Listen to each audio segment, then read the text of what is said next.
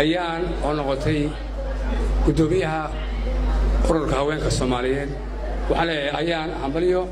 waxaan kale u mahadcelinaynaa qatra oo ah gudoomiyaha haweenka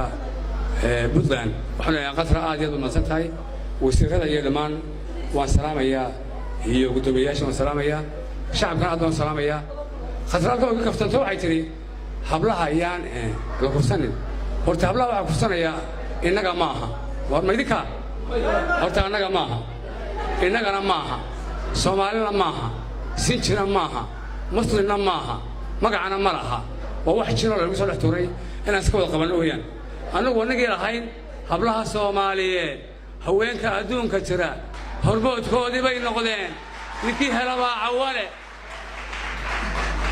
hablaha Soomaaliyeed haweenka adduunka jira hormoodkoodii bay noqdeen ninkii helaba awale ninkii hawlelo u fura habeen weeyaan madow hablaha iyagu waa macduun hablaha iyagu waa mas'uul milgaa hadalkooda iyo mahmaahdooda waa maray kale gaari karin waa midabka duurda ugu wacan maari inay leeyihiin